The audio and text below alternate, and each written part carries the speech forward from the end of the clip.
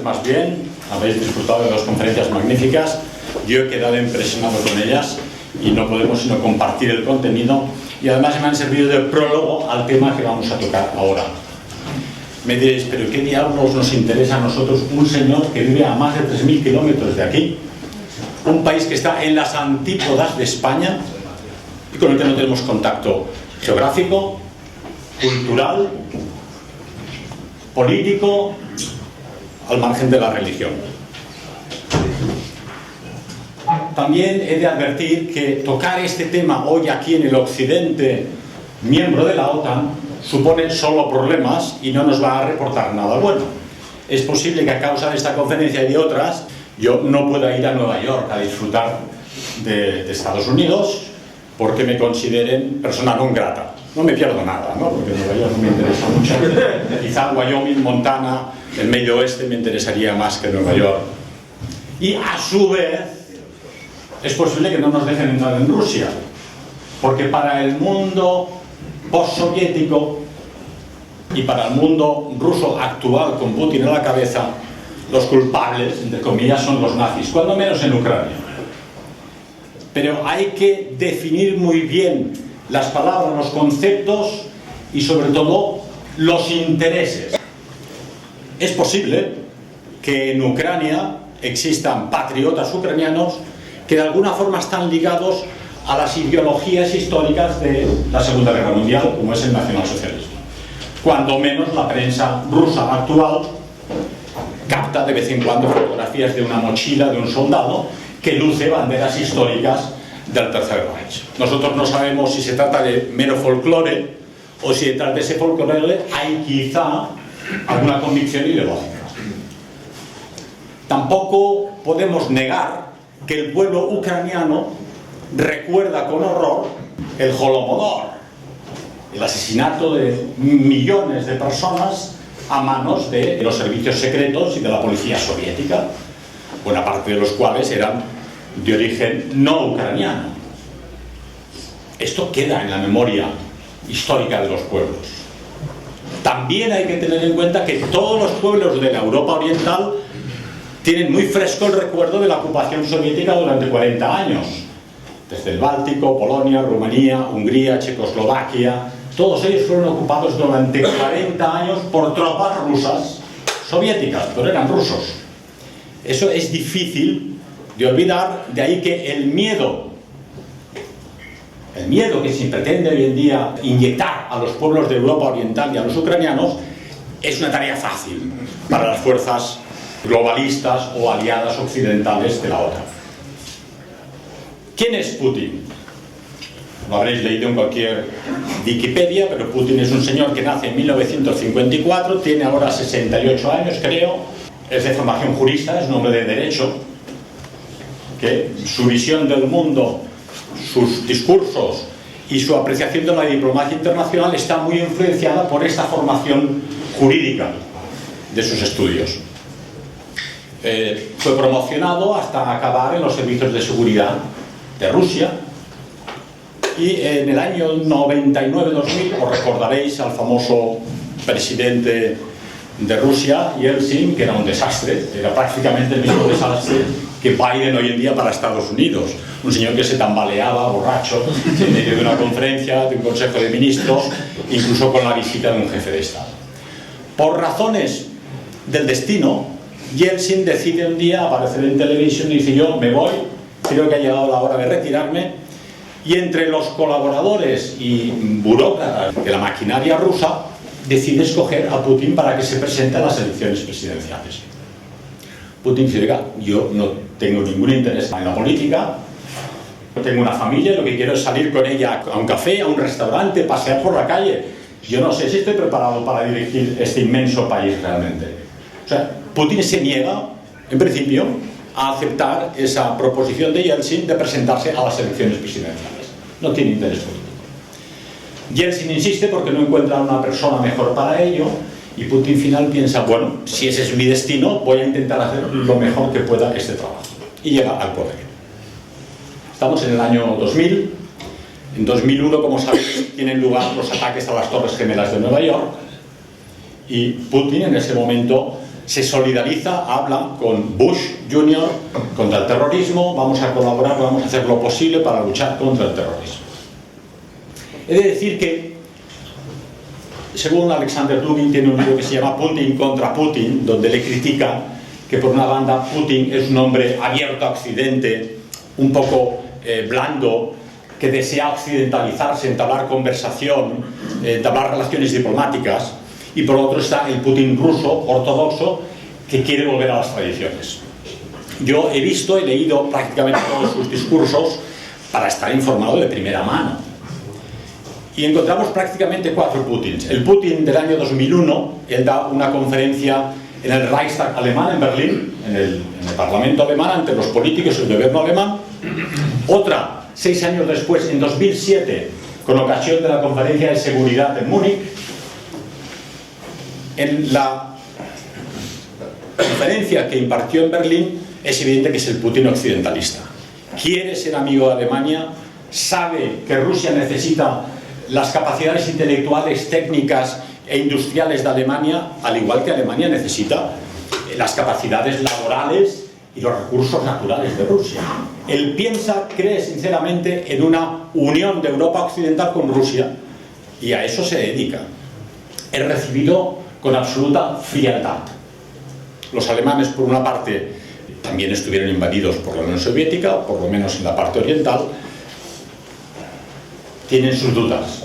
Pero además y sobre todo, Alemania es desde 1945 un vasallo de Estados Unidos. Si dividís el mapa de Alemania en 4, sabéis que había 4 zonas de ocupación: soviética, francesa, inglesa y americana. La soviética ya no está, francesa e inglesa prácticamente tampoco, pero las bases americanas creadas en 1945 siguen en Alemania, con tropas de ocupación y el ejército americano presente en Alemania. Saben que ellos no pueden tomar ninguna decisión sin pedir permiso a Washington. Bien, Putin se va, pero ya durante los años posteriores él habla siempre de nuestros socios, nuestros amigos, nuestros colegas de Occidente, nuestros partners de Estados Unidos. Una cosa increíble, porque constantemente le dan un portazo en las narices. Pero él sigue insistiendo en nuestros socios, nuestros amigos, nuestros partners de Estados Unidos, de Europa occidental. En 2007, como he dicho, 6 años después, en esta conferencia de Múnich, Putin cambia radicalmente, sigue insistiendo en la necesidad de colaborar, pero les echa la bronca. Y además se ven las caras de los presentes, está toda la élite política occidental, incluida la norteamericana, y les dice que Estados Unidos y Occidente hacen lo que les da la gana, no se atienen a reglas, que es lo que nos exigen hoy en día. La regla de los que imponen reglas es que el más fuerte impone sus deseos. Han llevado a cabo guerras, como ha sido citado anteriormente, en Irak, en Libia, en Siria, en Yugoslavia, han bombardeado incluso la embajada de China, ¿verdad? Hacen lo que les da la gana. Y esto lo dice claramente. Ahí me doy cuenta que Putin es un hombre franco. Él dice siempre lo que piensa, cuando menos en todos los discursos, en todas las conversaciones e incluso en entrevistas que le hacen, dice: yo le voy a decir lo que pienso. Y a diferencia de muchos políticos occidentales, la intuición y el lenguaje corporal te lleva a decidir: este hombre está diciendo realmente lo que piensa y no esconde nada. Es realmente una percepción mía, una percepción que otros quizá no tengan, pero que si pasáis por la investigación de sus discursos y entrevistas os daréis cuenta de esto que yo os digo. Y de 2007 nos vamos al discurso que él hace anualmente, en otoño, del Estado de la Nación, en 2014-2015. Había tenido lugar ya la anexión de Crimea. Por cierto que en Occidente la anexión de Crimea se considera una acción contra el derecho internacional, pero olvidan que los habitantes de Crimea, todos de etnia rusa, votaron en un 80 y pico% en favor de unirse a Rusia. Fue un referéndum respetado, establecido e incluso no discutido por las potencias occidentales. Los rusos de Crimea dijeron: somos parte de la cultura rusa, queremos unirnos a Rusia. Pero desde entonces la situación en Occidente cambia. Y finalmente tenemos el discurso de Putin en Valdai, hace apenas un mes. En Valdai tiene lugar, en una zona de Rusia, anualmente una concentración de intelectuales, ingenieros, científicos, políticos, donde se habla pues un poco de todo. pero lógicamente en esta ocasión se ha hablado especialmente de la cuestión de Ucrania y de la guerra con la OTAN. Bien, esto es lo que tenemos que decir de Putin. Pero antes de abordar más a fondo a Putin, tenemos que abordar la otra parte. Porque si nos hacemos la pregunta ¿qué quiere Putin?, forzosamente tenemos que preguntarnos ¿qué quiere Biden? ¿Qué quieren la Casa Blanca y el Pentágono? Hay muchísima documentación y los hechos lo corroboran, que el interés principal de Estados Unidos es mantenerse como potencia hegemónica a nivel planetario. Potencia hegemónica que solo puede conseguir, primero, dominando todos los océanos del planeta, cosa que ya hace con su flota, pero a su vez tiene que discutir esa posible potencia euroasiática que formaría el eje París-Berlín-Moscú. Porque en la geoestrategia se considera que hay dos posibles bloques de poder en el planeta. Uno son la tasalocracia, que denominan, que son aquellas potencias marítimas, hablaríamos de Inglaterra y Estados Unidos, que pueden expandir por los mares su poder, pero no pueden imponer en otros países con tropas. Ellos pueden destruir Irak, pero no pueden ocupar Irak constantemente hasta el final. Ellos pueden discutir a Rusia, pero no pueden ocupar una potencia que abarca desde Japón, desde las Islas Kuriles hasta Polonia. Es imposible físicamente, ¿verdad? Entonces, su interés máximo, históricamente declarado, es evitar que la Europa occidental, principalmente Alemania, se una a Rusia para formar una potencia euroasiática, que sin duda sería la única que podría discutir el poder norteamericano. Hay muchísima documentación sobre esta cuestión. Hay muchos políticos norteamericanos, Brzezinski entre ellos, pero voy a citar uno para que no digan que nos lo hemos inventado, que es George Friedman, otro personaje de la alta política norteamericana. Es el director y fundador de Stratfor, que es un think tank, donde elaboran el pensamiento geoestratégico de Estados Unidos a largo plazo. Este hombre es financiado, pero a su vez sirve a los servicios secretos norteamericanos, a la gran industria armamentística, a la gran industria financiera y al ejército norteamericano, de hecho. Este George Friedman dice claramente, es entrecomillado, traduzco del alemán, me perdonaréis si no es perfecto: el interés geoestratégico primario de los Estados Unidos es impedir que Alemania y Rusia económicamente y políticamente se conviertan en un bloque. Esto lo dice en 2015. Dice: el interés principal de los Estados Unidos desde hace un siglo es que dirijamos guerras, como hicimos en la Primera Guerra Mundial y en la Segunda Guerra Mundial y en la Guerra Fría, para impedir y conseguir que las relaciones entre Alemania y Rusia tuvieran lugar. Porque estas dos potencias unidas son el único poder que nos pueden amenazar. Y hemos de asegurarnos de que esto no va a ocurrir. Es decir, Friedman dice: la meta geoestratégica principal de Estados Unidos desde hace 100 años, durante la Primera Guerra Mundial, la Segunda y la Guerra Fría, y actualmente, es impedir a cualquier precio que la Europa occidental, la Europa central y Rusia se unan como potencia. Para ello hay una frontera que ellos han impuesto, la llamada Intermares, que va desde el Báltico hasta el Mar Negro. Es decir, conseguir hacer una línea de potencias aliadas a Estados Unidos que impidan a Rusia tener contacto con Alemania. Y así es.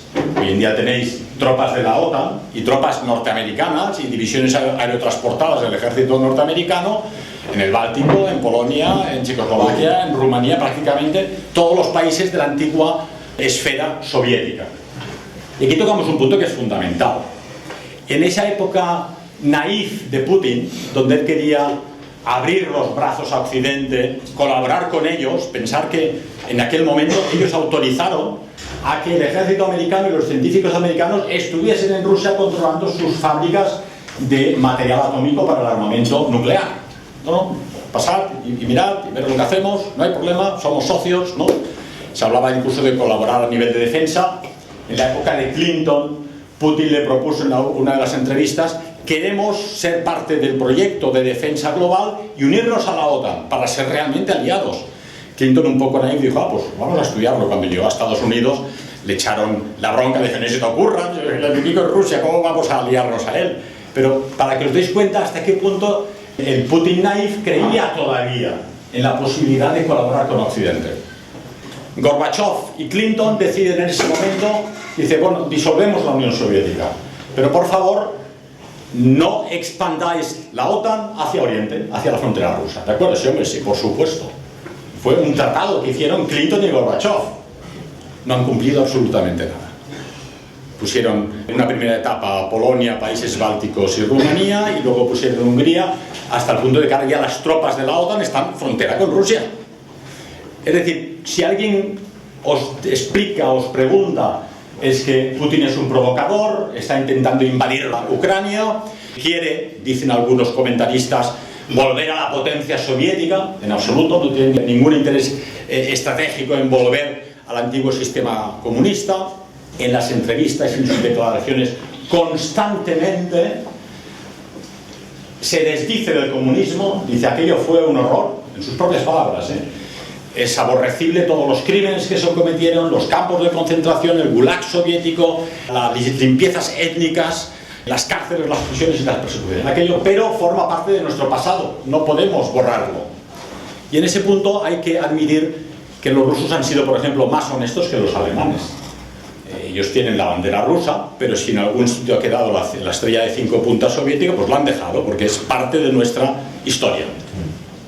Otro punto a tener en cuenta importante, sobre todo para los ambientes patrióticos europeos o occidentales, es que hay que respetar que Rusia venció en la Segunda Guerra Mundial contra los fascismos europeos, en ese caso contra el nacionalsocialismo alemán. Lógicamente los patriotas alemanes o occidentales dicen, bueno, pues vencieron los malos, sí, ya lo sé que vencieron los malos, pero para los rusos, en una guerra donde cayeron 20 millones de rusos en aquella guerra, ellos se libraron de una invasión, y eso es así. Había una invasión alemana con sus aliados europeos en Rusia y los consiguieron echar. Habría que añadir que los consiguieron echar gracias al apoyo financiero, económico y militar de Estados Unidos, porque al igual que hoy en Ucrania, Rusia puso la sangre y los hombres, pero los tanques, los jeeps eran americanos, los tanques, los aviones y el petróleo. De lo contrario, probablemente incluso en su inmensidad Rusia pudo haber sido vencida por la Wehrmacht alemana. Digo esto porque en pequeño círculo y en pequeñas sectas que no van a ninguna parte, la gente discute, bueno, es que Putin, yo le he visto una foto con un rabino en Moscú, sí, bueno, ya de acuerdo, pero es que vamos a ver, es un país con 140 millones de habitantes, de los cuales 120 son ruski, que es la etnia portadora del Estado, pero hay otros tantos millones de caucásicos, kirguises, siberianos y judíos, entonces él es presidente de todos ellos. Eso es una cuestión que para mí no afecta a las relaciones geoestratégicas y políticas de Rusia con el mundo exterior, es un hecho. Hay otra afirmación donde un rabino en Moscú públicamente le pide, hombre, necesitaríamos dinero para crear una sinagoga nueva en Moscú, y él con risas, pero explicándose con mucha claridad, no vaya a decir que ustedes judíos no tienen dinero. Todos los ministros allí presentes se reían. Es decir, un hombre que es franco, él colabora con todo el que le pide colaborar y dice lo que piensa.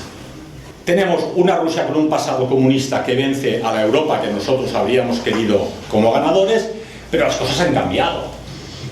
Las cosas han cambiado totalmente. ¿Por qué? En este cuarto discurso de Putin en Valdai, él ya pasa el Rubicón y habla claramente, la cuestión ya no es recuperar Crimea, que era una región rusa, recuperar las zonas orientales de Ucrania pobladas por rusos y que en un 85% quieren unirse a Rusia. La cuestión es ya un problema de pensamiento, de ideología y de modelo social a imponer en el mundo.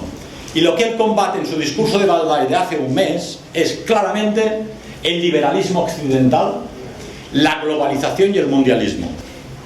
Y dice, el problema es que Occidente no solo pretende una expansión militar hacia las fronteras rusas, ellos están ávidos de los recursos rusos.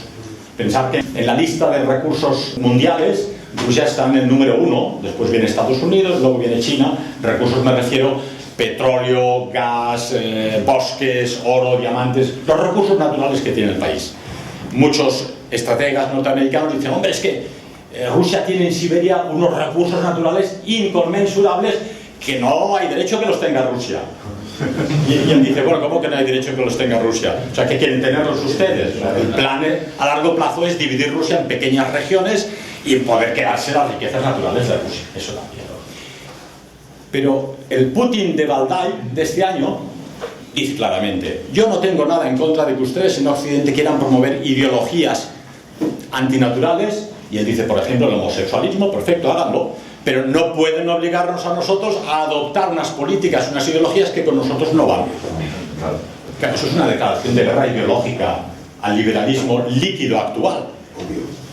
Él dice, esta potencia dominante en Estados Unidos y sus élites, habla claramente de sus élites, lo que quieren es un gobierno mundial, pero un gobierno mundial forzosamente y por definición tiene que acabar primero con las patrias, tiene que acabar con las naciones, tiene que acabar con los pueblos. Y dice Putin con una visión bastante inteligente, dice, si uno observa a los políticos occidentales, hablan siempre a 4 años vista, las próximas elecciones, a 2 o 3. Yo estoy hablando de dentro de 10 años, de cómo será el mundo dentro de 25 años. Un gobierno mundial no será posible, declaración de guerra a largo plazo. Y expandir la ideología liberal occidental al mundo entero es un crimen, porque pretende que todos los países del mundo bailen al mismo son que Occidente. Hay que respetar, dice él, todas las culturas, todas las religiones, todas las patrias y todas las formas de ver el mundo. Nosotros rusos tenemos una forma de ver las cosas de otra forma. Tenemos una democracia en Rusia, la gente vota, pero no necesariamente son las democracias partitocráticas occidentales. Prueba de ello, evidentemente, Putin llegó al poder en el año 2000, entró Clinton, seguía Putin en Rusia, entró Bush Jr., seguía Putin en Rusia, entró Obama en Estados Unidos, seguía Putin en Rusia, entró Trump en Estados Unidos, seguía Putin en Rusia, y ha entrado Biden y sigue Putin en Rusia. Lógicamente, si quieres hacer una política a largo plazo, necesitas un jefe de Estado y un plan estratégico en el que el poder político del país pueda hacer planes a largo plazo. 5 presidentes norteamericanos frente a un presidente ruso. Un presidente ruso que además tiene al 72% de los votantes en favor de la acción militar en Ucrania y al 82% de la población en favor de Putin. A pesar de la publicidad, de la propaganda, de las dificultades económicas y financieras, de las víctimas que caen en la guerra de Ucrania, la población rusa está con Putin. Es evidente que la capacidad de dirección de un presidente que lleva 22 años en el poder frente a 5 presidentes norteamericanos es otra historia. Pero dice Putin, ustedes han cambiado de presidente 5 veces, pero en el fondo no ha cambiado nada. Su política estratégica a largo plazo es la misma. Neutralizar a Rusia y intentar conseguir hacer de Ucrania, y él constantemente dice, queremos ser lo más amables, afables, cuidadosos con nuestros hermanos ucranianos. Somos un mismo pueblo, somos una misma cultura y una misma religión. Sabéis por la historia que el Imperio Ruso, la Rusia, se fundó en Kiev. Rurik el vikingo, los varegos, los vikingos suecos fundaron Rusia. Y fue el primer principado, aunque luego no tuviera tanta importancia como los principados del norte, ¿verdad? Se da uno cuenta que en esta guerra él intenta el mínimo de víctimas civiles y militares, y lo que intenta es destruir la potencia militar de Ucrania y la potencia de la OTAN en Ucrania. E intenta evitar el máximo posible víctimas de todo el ejército ruso, que esos son mamás en casa que lloran y chavales que se pierden para siempre, ¿verdad? Creo que es una política comedida e inteligente, pero se enfrenta al gran dilema, y en estos 4 discursos que he mencionado, en este último ya tiene clarísimo que él ha cruzado el Rubicón y que no hay vuelta atrás, porque el enemigo no va a cambiar de meta. Él tiene presente, he visto en algún sitio, las filmaciones de Saddam Hussein siendo asesinado después de la destrucción de Irak, o de Gaddafi siendo brutalmente asesinado, y las risas de la señora Clinton, ¿no? Hemos venido, hemos visto y lo hemos matado, ¿no? Que un crimen contra la humanidad y un crimen de guerra total, sin juicio previo, ¿verdad? Pero claro, Putin no es Gaddafi y no es Saddam Hussein, él ha visto las orejas al lobo, y Rusia no es Libia ni es Irak. El pueblo ruso tiene una concepción que es interesante conocerla de la vida mística del mundo. hasta el punto de que se habla de una visión mesiánica de los rusos que tienen de sí mismos. Existe, como sabéis, en la escatología cristiana, la idea de la primera Roma, la Roma italiana, la segunda Roma, cuando se hundió el Imperio Romano en Constantinopla, y la tercera Roma, que sería la Santa Rusia, ¿verdad? Y ellos consideran, tienen el instinto o la intuición de que Rusia tiene una misión escatológica para el futuro, para salvar a la humanidad. Yo ya no me meto en estos líos, pero hay que tenerlo en cuenta. La mentalidad rusa piensa que la tercera Roma es Moscú y que la Santa Rusia ayudará al mundo a librarse de las potencias del mal. Tocamos ya temas un poco místicos, ¿verdad? Pero pensar que el metropolita y los grandes patriarcas, no tienen papa los ortodoxos, tienen patriarcas y luego tienen los metropolitanos. El metropolitano de San Petersburgo publicó en el año 94 una edición de 20.000 ejemplares de los protocolos de los ancianos sabios de Sion. Como sabéis, los protocolos de los ancianos sabios de Sion son falsos, porque yo ya estuve en prisión por causa de decir que eran verdaderos, ya he corregido.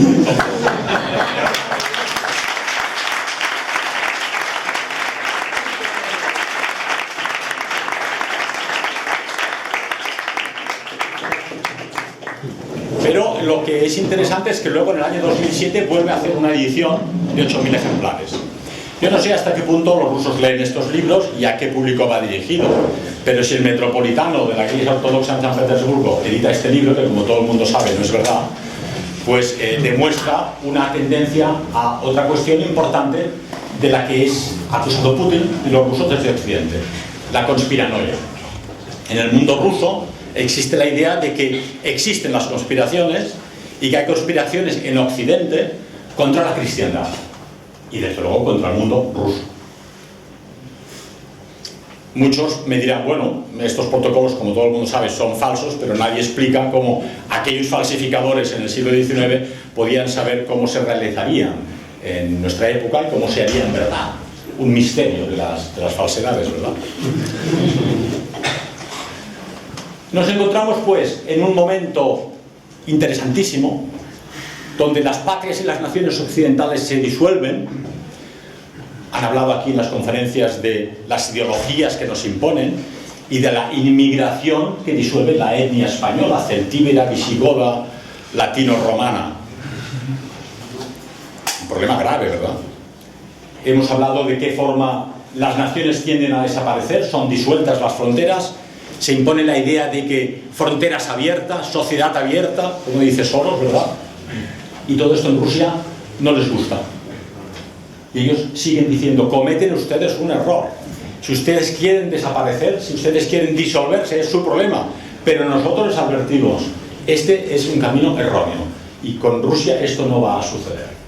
Ahí ya vemos que no es tan importante que Putin celebre cada 8 de mayo la derrota de la Alemania de Hitler, ni es tan importante que saluden rabino en Moscú, ni es tan importante que fuera antiguo miembro de los servicios secretos de la KGB. Lo importante es lo que piensa y lo que dice y lo que quiere para el pueblo ruso y el pensamiento tradicional que defiende para el resto del planeta. Su visión a largo plazo es: hay que hacer un mundo multipolar frente al mundo monopolar que quieren los norteamericanos. Los norteamericanos quieren únicamente un poder, una potencia hegemónica con sus vasallos de Europa Occidental. ¿Qué vasallos y no otra cosa son los países europeos? Porque hacemos aquello que nos dicen. Una prueba de ello, lo cité en la conferencia en Madrid la semana pasada, fue el acto de terror contra las tuberías Nord Stream 1 y 2, ¿no? Que proporcionaban a Alemania de gas de Rusia barato y que van a hundir la industria alemana. Esto sería en otra época un casus belli. Oiga, usted me ha puesto una bomba en una infraestructura esencial para la subsistencia de la industria europea. Los anglosajones les tienen sin cuidado. Sabéis que Liz Truss, la primera ministra británica, envió un mail tonto a Blinken, otro personaje en Estados Unidos, no WASP, diciéndole, ya está hecho. Un minuto después de que explotaron las tuberías, ya está hecho. Claro, esto lo captaron los hackers y ya tuvo que dimitir esta señora. No hicieron más que confirmar lo que ya advertían los rusos. Los norteamericanos os van a utilizar, os van a hundir comercialmente, militarmente y financieramente, y lo que quieren es que no seamos amigos. Esa es la visión a larguísimo plazo. Habría que añadir aquí una realidad. Rusia militarmente no puede combatir contra Estados Unidos. Primero, Estados Unidos es un país con prácticamente doble de habitantes, de 140 millones, creo que Estados Unidos está en 340 millones de habitantes. La inversión en armamento militar en Estados Unidos es de 650 billones y Rusia invierte 88 billones. Para Rusia es un 3% del PIB, es mucho, pero entre 88 y 650 es difícil. El desarrollo tecnológico de Estados Unidos está a años luz del ruso. Y las posibilidades económicas son inmensas. Una cosa tiene Rusia que no tiene Estados Unidos, y es que tiene el país unido, he dicho, 82% de votantes favorables a Putin. Incluso él dice, ¿sabe cuál es la diferencia de nuestra inmigración y la suya? Los musulmanes, por ejemplo, en Rusia, se sienten rusos. Son musulmanes, pero han estado aquí toda su vida. Este es su país, es su patria. Son musulmanes, pero primero rusos. Los suyos vienen de fuera e importan ustedes poblaciones halógenas que vienen de otras culturas, de otras naciones y de otros países. El musulmán que ha nacido en Rusia, él es ruso y va a combatir con los rusos. Otra cosa son los problemas con las repúblicas. Georgia, una guerra que también inició Estados Unidos, Afganistán o todas estas exrepúblicas soviéticas. Eso es importante tenerlo en cuenta. Y luego dice otra cosa muy interesante. Dice, y además, esto que defendemos nosotros, no lo defendemos solo nosotros. El enemigo y la élite occidental que quiere acabar con Rusia, a su vez va a acabar con ustedes. Dice, en Estados Unidos hay dos Norteaméricas. Hay la Norteamérica tradicional del medio oeste, que querría trabajar cultivando maíz y produciendo alta tecnología en Silicon Valley, y que les dejen en paz y que no les vengan con problemas. Y luego la otra mitad demócrata de Biden, de los globalistas de la alta finanza internacional, que pretende imponer una ideología disolvente a todos los países del planeta. Putin personalmente ve claramente que las cosas van a ir en la dirección que él indica, que los países se van a unir poco a poco alrededor de pequeñas potencias que discutirán a la potencia hegemónica, al hegemón norteamericano, su dominio. Quiero lanzar aquí un mensaje de cariño y amistad hacia el pueblo norteamericano. Yo he sido siempre muy pro-norteamericano, primero porque son europeos, son un apéndice cultural de Europa.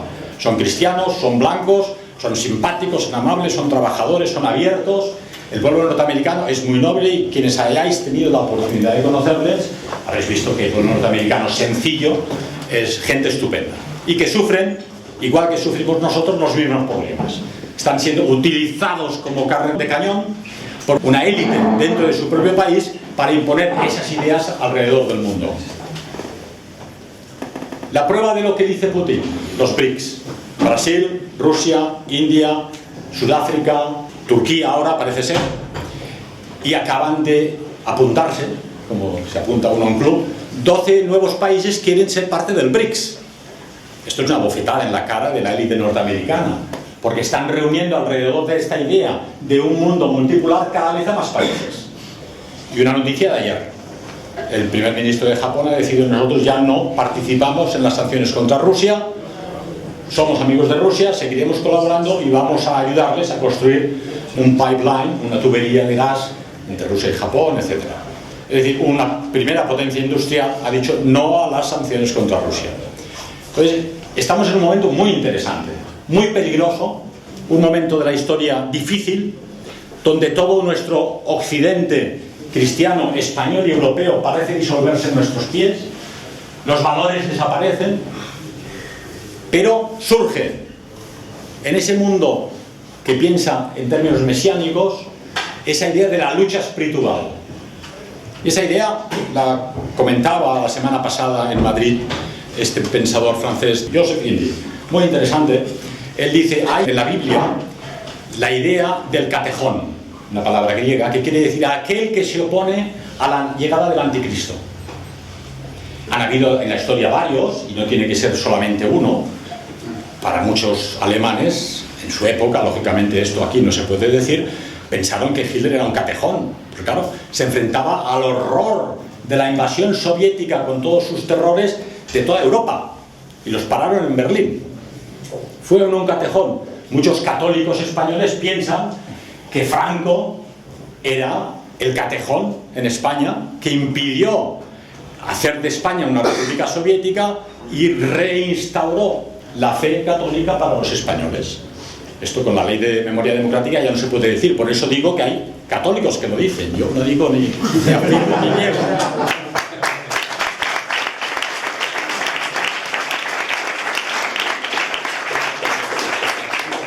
Joseph Dingy decía con razón, es muy posible para el alma rusa que piensa en categorías místicas que el gobierno ruso, en este caso Putin, fuera un nuevo catejón que se opone a la disolución de los valores. Y en todos los discursos, declaraciones y entrevistas, os recomiendo mucho la entrevista que le hizo de 4 horas, si tenéis el humor y las 4 horas de escuchar, Oliver Stone, un personaje del mundo de Hollywood, que por alguna razón consiguió llegar al presidente Putin y le hizo una entrevista entre 2015, 16 y 17 fundamental. Hay que escucharla para reconocer quién es Putin de verdad, qué piensa y qué quiere. ¿Es Putin el catejón del siglo XXI?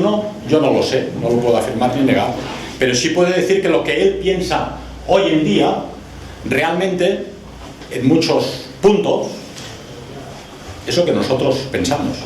Recuperar los valores, recuperar la tradición, recuperar la familia, recuperar la religión, recuperar la patria, respetar todas las naciones, pueblos y tradiciones, sean asiáticas, sean musulmanes, sean iberoamericanas, sean africanas. Cada cual que se desarrolle a su gusto y manera. ¿No es el mundo que nosotros desearíamos? Sí. Un mundo multipolar donde todo el mundo pudiese sentarse. Es más, él propone aumentar el número del Consejo de Seguridad de la ONU. Sabéis que en el Consejo de Seguridad de la ONU, con la victoria contra Alemania en la Segunda Guerra Mundial, había 4 potencias, Francia, Inglaterra, Estados Unidos y China, que muy democráticamente hay 198 países en el mundo, pero estos 4 deciden, ¿eh? Entonces la cosa está que somos 4. Él dice, ¿por qué no aumentar el Consejo de Seguridad de las Naciones Unidas? En realidad se está quitando poder él mismo, porque ya no son 4 con Rusia, sino que quiere que vengan participantes de Iberoamérica, que vengan de Asia, que vengan de África, y ese Consejo de Seguridad quede ampliado. En todos los sentidos, lo que dice Putin es defendible, y yo pienso que esta guerra no sabemos cómo va a acabar realmente. Hay gente que habla de la amenaza nuclear, pero ningún sonao se le ocurriría apretar el botón de la amenaza nuclear. Han acusado a los rusos y a Putin de intentar amenazar a Occidente con el uso de bombas atómicas. Él ha dicho, y está en la estrategia militar del Estado Mayor ruso, las armas atómicas no se usan nunca. Solo si una potencia extranjera invade territorio ruso y utiliza armas atómicas, necesariamente rusa no le queda otro remedio que utilizarlas. Es decir, solo serán utilizadas si alguien las utiliza antes que nosotros. Es franco en este tema, no ha engañado a nadie. Lo que dicen aquí es todo lo contrario. Los rusos dicen que nos van a tirar un pepinazo atómico en todas las capitales occidentales. No, esto no lo han dicho los rusos. Los rusos dicen, si ustedes atacan Rusia, la ocupan y además disparan armas atómicas, Rusia en su estrategia militar tiene forzosamente que responderos con las mismas armas. ¿A dónde nos lleva esta situación? Vosotros sois aquí mayoritariamente jóvenes, tenéis el futuro por delante, ¿verdad? Y vais a vivir el desarrollo de esta guerra en Ucrania. Yo comprendo hasta cierto punto que los ucranianos pensaran, Rusia les propuso formar parte de la Unión Económica Rusa con Kazajstán y otras ex-repúblicas soviéticas, contrato de favor, poder importar y exportar productos. Sabéis además que cuando se unió la Unión Soviética, Rusia se arrogó todas las deudas de Ucrania y de las demás repúblicas, las ha pagado religiosamente hasta el final, ¿verdad? O sea, Rusia solo ha hecho que mimar a Ucrania. Pero como sabéis, en 2014 hubo un golpe de Estado en Maidán, organizado por los servicios secretos. Es el golpe de Estado donde menos se han escondido, porque Victoria Nuland iba por las calles de Kiev repartiendo dinero, con gente extraña que disparaba de las azoteas para que hubiese caos, ¿verdad? Fue un golpe de Estado con el presidente elegido democráticamente, ¿no? Entonces le han dicho a Ucrania, hombre, si te haces de la OTAN y si te haces de la Unión Europea, tendrás los productos europeos, podéis venir, seréis parte de Europa, ¿no? Pero es un error tremendo del que ya advirtieron en su día Kissinger y otros geoestrategas norteamericanos diciendo si Occidente entra en Ucrania tendremos problemas con Rusia, y así ha sido. De forma que la lucha actual está sencillamente la Unión Europea y la OTAN, que pretenden entrar en Ucrania para acabar de rodear a Rusia y dejarla cercada, y Rusia, que intenta defender su último espacio vital, su última frontera libre hacia el Mar Negro y hacia el Mediterráneo, y que no quiere que los cohetes norteamericanos estén a 300 kilómetros de Rusia o a 500 kilómetros de Moscú, porque a nivel supersónico, como sabéis, son segundos, son pocos minutos. Quieren los cohetes americanos lejos. Otro tema interesante, aunque puede ser aburrido para vosotros, el programa del paraguas atómico norteamericano, que pretende protegerse de todo el planeta con cohetes atómicos. Y esos cohetes atómicos han sido instalados en todas estas potencias otrora socias de Rusia, apuntando hacia Rusia. Claro, toda la discusión de los rusos durante los últimos 20 años ha sido: hablemos tranquilamente, pero estos cohetes no los queremos en la frontera, porque ya no están en Estados Unidos, están en la frontera con Rusia, ¿verdad? Oídos sordos, Estados Unidos ha hecho lo que le ha dado la gana y ha impuesto estos cohetes. Desde mi punto de vista personal, no conozco a Putin. He estado en Rusia una vez, en lo que es Kaliningrado, había sido la antigua Prusia, y en el año 88, y veías a los niños rusos descalzos, rubitos, muy monos, pidiendo Eine Mark, Eine Mark. Me gustó. El único problema que vi es que los hombres a la hora de desayunar ya estaban borrachos en las esquinas, apoyados así, y las pobres señoras trabajando. Espero que eso haya mejorado, pero el alcohol en Europa Oriental es un auténtico problema. Los rusos han tenido siempre un alma que de alguna forma ha simpatizado con la española, y decimos estamos en las antípodas. Son dos países, tenéis explicaciones y versiones de los soldados de la División Azul diciendo lo bien que se llevaban con las paniencas, ¿no? Con las chicas rusas y con la población rusa en general. Y luego una cosa que escuchaba esta mañana de Prada, como sabéis es un autor intelectual tradicionalista que escribe en el ABC, son las dos únicas potencias que defendían todavía la tradición cristiana europea. Mientras que España se ha rendido al liberalismo, Rusia no lo ha hecho. A pesar de la hecatombe del comunismo, de 70 años de persecución contra el cristianismo en Rusia. Rusia no ha renunciado al cristianismo. ¿Cuál es el mensaje de hoy para todos nosotros? No renunciéis. En este mismo artículo de Prada afirma: cuando el Quijote se encuentra en Barcelona, en el suelo y ya vencido, y le obligan a reconocer que Dulcinea del Toboso no es la más hermosa del mundo, sino una campesina feísima, dice: yo, aunque esté rendido y tumbado en el suelo, no puedo renunciar a mis ideales.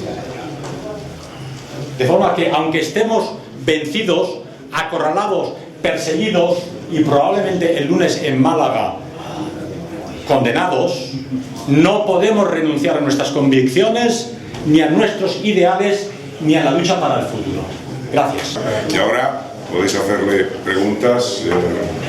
A Pedro, yo te quería comentar, has comentado el mayo del 2014, a Yanukovych, el golpe de Estado que le hacen por ser prorruso, porque querer la unión aduanera con Rusia y otras creo que eran tres repúblicas, y le dan un auténtico golpe de Estado, que Occidente se calla totalmente y ponen a los suyos, que son los pro-europeos, y a partir de ahí es cuando empieza todo el follón, ni más ni menos. Y Yanukovych además pide a Rusia que invada, que como legítimo presidente que había sido derrocado 2 veces, porque fue en 2005 le hicieron lo mismo, fue la Revolución Naranja, y volvió a ganar las elecciones, y en 2014 le vuelven a dar otro golpe de Estado, y pide a Rusia que invade, y Putin no lo hace. Con una guerra civil que costó 14.000 muertos. Y desde entonces están en guerra, que son agentes olvidados. Desde entonces están en guerra en Donbass y en las zonas que quería ocupar.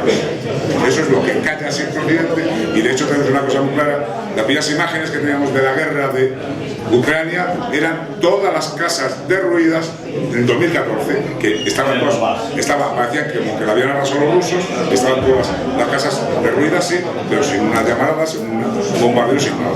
Y era como lo manipulaba la televisión. Eso era por simplemente puntualizar ese tema. Preguntas de... Muy interesante esto que dices, que no he mencionado. Hace apenas una semana, un personaje de la alta política norteamericana, tampoco Was, dijo claramente, el problema no es ni Ucrania ni la potencia nuclear rusa ni el ejército. El problema es que Rusia es un país ortodoxo que defiende valores tradicionales y que no nos deja introducir la ideología de género ni la LGTBI. Es una confesión de parte, no de un mindungui, de una persona del establishment norteamericano, donde confiesa el problema no es ni Ucrania ya no son las tropas rusas, ya no es el armamento nuclear, es la tradición ortodoxa rusa que se niega a aceptar nuestro programa de disolución de la moral. Confesión brutal. Eso deja clara la naturaleza de esta guerra, así es. Has hecho antes una anotación que yo desconocía porque has hablado de cristianismo todo el rato, pero de que, por ejemplo, los rusos no reconocen a la Iglesia católica, no reconocen al Papa. ¿Qué opinión te merece a ti a día de hoy la Iglesia católica, apostólica y romana a nivel...? La Iglesia católica siempre se acerca al árbol que mejor cobija, esto ha sido así siempre. Y luego pretender que todos los papas sean santos es no conocer la Iglesia católica, porque si nos vamos solamente a los papas del Renacimiento, los Borgia, por ejemplo, que eran de Valencia, los Borja, se llamó Borgia por italianizarlos, era una pandilla de sinvergüenzas, ¿no? Y tuvo que lidiar nuestra magnífica reina Isabel la Católica y Fernando Católico, tuvieron que lidiar bien con esta gente, con esta gentuza. Pero las personas no destruyen una institución, es decir, todo aquello que crean los seres humanos tiene defectos humanos. El mejor ejército del mundo, más disciplinado y ordenado, va a tener algún delincuente, algún sinvergüenza y algún villano. He comentado algún día, las SS tenían, las Waffen-SS, un estricto código de honor más estricto que el de la Wehrmacht alemana, que ya era mucho más estricto que el de las potencias aliadas. Y había un juez de la SS, además era miembro de la SS, Morgan, que condenó oficiales y jefes de las SS al fusilamiento y a la horca por delito. Concretamente un jefe de un campo de concentración creo que al de Buchenwald, le encontraron que había mangoneado con propiedad privada de los presos y lo liquidaron tras un juicio, como Dios manda, pero fue la SS quien juzgó a este personaje. Y el que cometía delitos menores, por ejemplo, me explicaba Tis Christoffersen, que era un agrónomo que estuvo en Auschwitz, dice allí, lo más que yo vi era un guardia que le dio una patada en el trasero a una judía, porque esta le había dicho Schweine Nazi, ¿no? Cerdo nazi, le dio una patada en el trasero y lo enviaron de inmediato a un batallón de castigo al frente del este, que era prácticamente muerte asegurada. Es decir, la disciplina era brutal.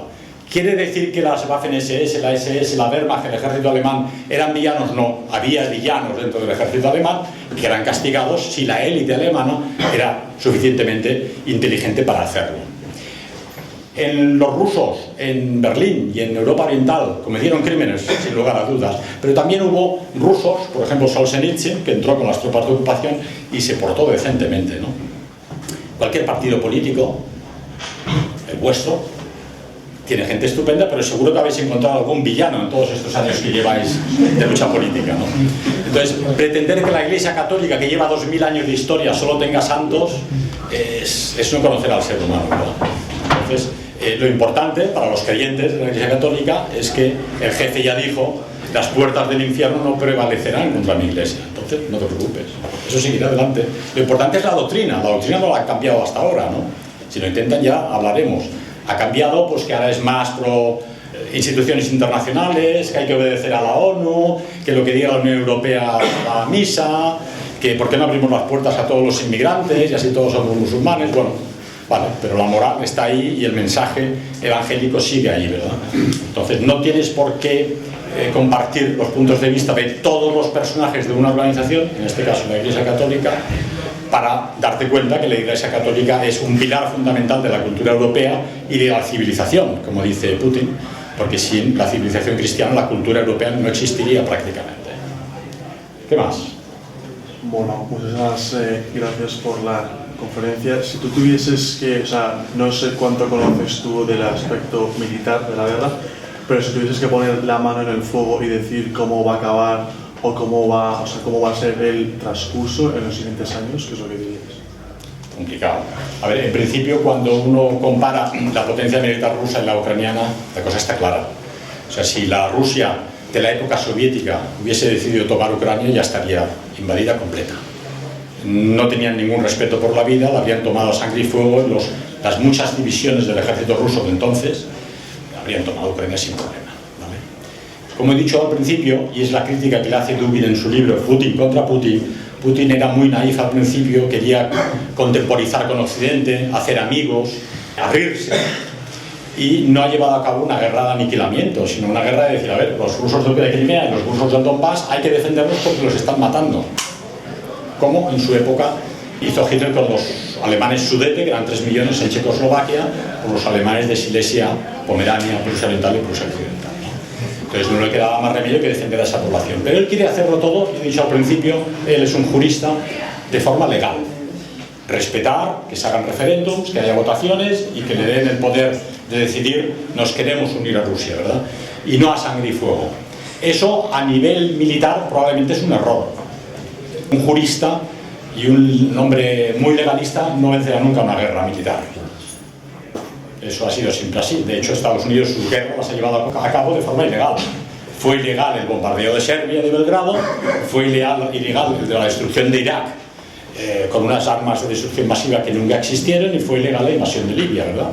Como en Siria, hasta que Putin dijo, hasta aquí hemos llegado, a Siria no la destruís. Entonces Rusia ha ayudado a Siria y, curiosamente, han conseguido aniquilar las fuerzas terroristas en Siria, cosa que los aliados en Afganistán y en otras regiones conflictivas no han conseguido limpiar. De hecho, la salida de Biden de Afganistán ha sido casi vergonzosa, ¿verdad?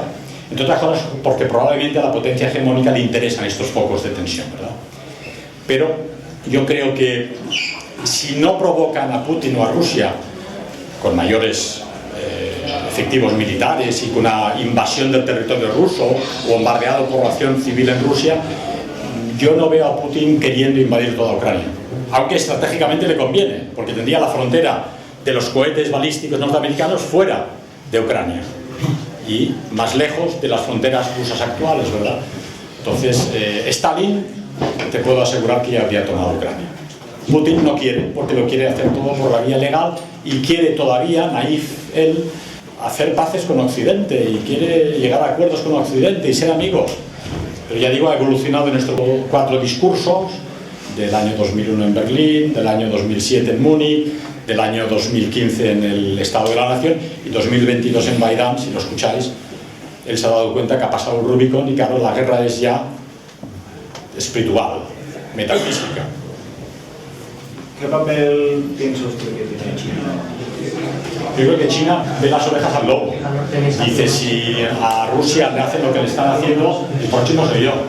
Porque estratégicamente a Estados Unidos, lógicamente, una vez debilitada la economía rusa, destruidos sus ejércitos y expoliadas sus riquezas naturales, la próxima potencia que discute el dominio hegemónico mundial, ese gobierno mundial que quiere, es China. No hay que olvidar que China es una dictadura comunista, con cierto éxito de economía libre, pero al analizar grandes culturas como la China, no podemos analizar solo los 50 o 60 años de maoísmo, ¿no? La China es una cultura milenaria. Los chinos de hoy son herederos de aquella cultura también. Aunque hayan destruido el confucianismo y sus tradiciones, China piensa en otros términos. China tiene poco interés en salir al exterior porque es una potencia continental tremenda, ¿verdad? Entonces se toman las cosas con tranquilidad, las ven venir. Los occidentales muy estúpidamente dieron a China el poder económico de fabricar todo, desde los chips de nuestros coches eléctricos hasta los juguetes de plástico de los niños, y ahora nos encontramos que no tenemos chips para los coches occidentales, ¿no? Bueno, China, en silencio, ha ido agrandando su poderío. ¿Cómo están China y Rusia? Espalda con espalda. Y tú estás atacado por ahí, yo tengo Taiwán, que va a ser la próxima batalla allí, se protegen mutuamente, lógicamente. Entonces, eso para Estados Unidos es un problema, porque claro, Rusia no está sola. Lo que ellos pretendían con las sanciones económicas es dejar a Rusia sola, hacer una revolución de colores en Rusia, que la población se rebelara contra Putin y cambiar el régimen. Pero el 82% de la población de Rusia está con Putin. Y han visto que por ahí no podrán echar abajo el régimen de Putin en Moscú, ¿verdad? Entonces, cada vez más países se unen a este BRICS y China cada vez tiene más claro, ya he dicho que Japón ha decidido no unirse a las sanciones, una buena señal. ¿Qué opinión te merece la Bielorrusia de Lukashenko? Bueno, este es un hombre comunista también, de la época comunista, ¿no? Como los de Moldavia, las Transnistria, ¿no? Entonces son gente que tiene su pasado comunista. Pero ya digo yo que las cosas cambian. Los comunistas de los años 40 no son los comunistas de ahora. Y un comunista o la Unión Soviética, pues tiene esos ramalazos de la época comunista. Pero yo conozco gente y españoles que tienen novias y esposas en Minsk y dicen, oye, es una maravilla. Y todo solo ves blancos, solo ves cristianos, reina el orden y la limpieza, no ves inmigrantes. Entonces, ¿qué me importa que el jefe tenga un pasado comunista? Lo importante es la esencia del pueblo bielorruso, no que este hombre. Y a fin de cuentas, Bielorrusia, al igual que Ucrania, formó parte de la ex Unión Soviética y de ese gran núcleo cultural eslavo, ruso, que hablan prácticamente el mismo idioma y son el mismo pueblo, ¿no? Pero con la disolución de la Unión Soviética, lamentablemente, se dio independencia a estos países que no tenían problema en estar con los rusos entonces. Ahora, claro, después de 40 años, se han habituado a ser independientes. ¿Usted cree que podría ser un objetivo de Rusia acabar con el patrón dólar? Porque al fin y al cabo uno de los inconvenientes del globalismo es el contagio de crisis económicas. Si Estados Unidos estornuda, Europa sufre una pulmonía. No solo es una posibilidad, lo han dicho claramente.